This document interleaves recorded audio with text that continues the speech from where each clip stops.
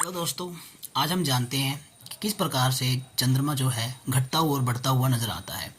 आप ये तो जानते हैं, हमने पिछली वीडियो में आपको बताया था कि जो पृथ्वी है ये सूर्य के चारों ओर चक्कर काटती है, अपने अक्ष पर भी घूमती है और इसके साथ साथ सूर्य का भी एक चक्कर काटती है।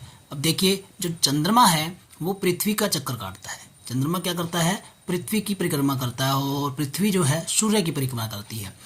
चंद्रमा का अपना कोई प्रकाश नहीं है, सूर्य के प्रकाश के माध्यम से ही चंद्रमा जो है चमकता है। जब ये देखिए, जिस प्रकार से ये चंद्रमा घूम रहा है, जैसे जैसे ये पृथ्वी का चक्कर काटेगा वैसे वैसे सूर्य का प्रकाश जब इसके ऊपर पड़ता है तब क्या करती है, पृथ्वी द्वारा कुछ प्रकाश जो है रोक लिया जाता है और जो प्रकाश रोक लिया जाता है वो हमें दिखाई नहीं देता और जहाँ पे चंद्रमा का पर प्रकाश पड़ रहा होता है वहाँ पे हमें चंद्रमा दिखाई देता है। जैसे जैसे चंद्रमा पृथ्वी के चारों ओर चक्कर काटेगा, घूमेगा, वैसे वैसे ही सूर्य का प्रकाश चंद्रमा पर जाएगा और चंद्रमा जो है चमकता हुआ नजर आता है। ये जो प्रक्रिया है लगभग 30 दिन में पूरी होती है। अब आपको मैं बताता हूँ, ये जो आप देख रहे हैं, आपको मैं इस स्क्रीन के माध्यम से आपको समझा रहा हूँ कि जैसे जैसे ये देखिए चंद्रमा जो है पृथ्वी का चक्कर काट रहा है और उसी के अनुसार जहाँ सूर्य का प्रकाश चंद्रमा पर पड़ रहा है उतना ही चंद्रमा हमें पृथ्वी पर दिखाई देता है, यानी कि पृथ्वी से देखने पर उतना ही चंद्रमा दिखाई देता है।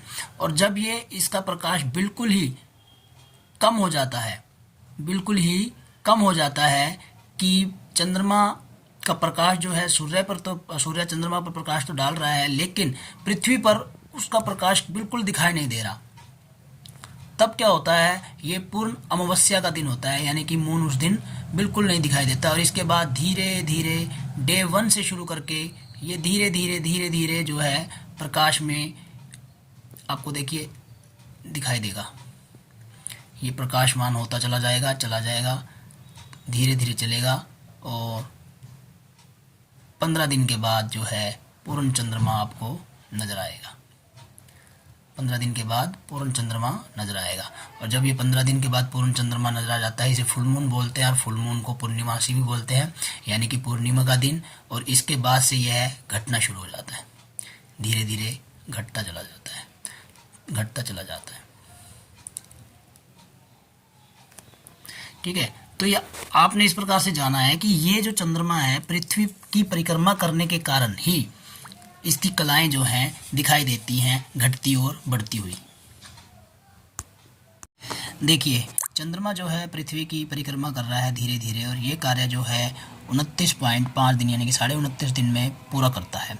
अब जैसे जैसे चंद्रमा इसके पृथ्वी की परिक्रमा कर रहा है, परिभ्रमण इसका कर रहा है, उसके अनुसार देखिए चंद्रमा का आकार जो है घट रहा है और बढ़ रहा है। सूर्य अपनी जगह पे स्थिर रहता है, पृथ्वी सूर्य के चारों ओर चक्कर काटती है और चंद्रमा जो है पृथ्वी के चारों ओर चक्कर काटता है। इन सब का अपना अपना अक्ष निश्चित है, अपना अपना रास्ता निश्चित है, जिस रास्ते पर ये अपने ग्रह के और उपग्रह के इर्द गिर्द घूमते हैं। जब ये घूम रहे हैं, ये आकार वास्तव में नहीं बदल रहा, चंद्रमा तो उतना ही रहता है, लेकिन जितना प्रकाश सूर्य का चंद्रमा पर पड़ेगा उतना ही चंद्रमा हमें पृथ्वी से दिखाई देता है। देखिए, यहाँ पे भी मैं आपको करके दिखा रहा हूँ। चंद्रमा धीरे धीरे पृथ्वी के चारों ओर चक्कर काटता हुआ घूम रहा है और ये घूमते घूमते चंद्रमा अपना जो है आकार बदल रहा है और इसका आधा मून हो गया। अब आधे से आगे पूरा, अब यहाँ पर ये फुल मून आ गया है। तो इस प्रकार से ये चक्कर काटते हुए 29.5 दिन यानी कि लगभग 30 दिन में ही ये एक चक्कर पूरा करता है, जिसके कारण पूर्णिमा और अमावस्या भी होती है।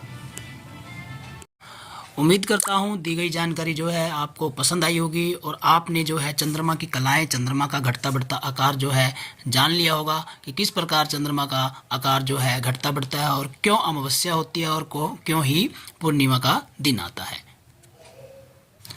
यदि ये जानकारी आपको अच्छी लगी तो कृपया करके आप जो है हमारे चैनल को सब्सक्राइब कीजिएगा, लाइक कीजिए और हमें कमेंट बॉक्स में लिख के बताइए कि आपको ये जानकारी किस प्रकार से लगी।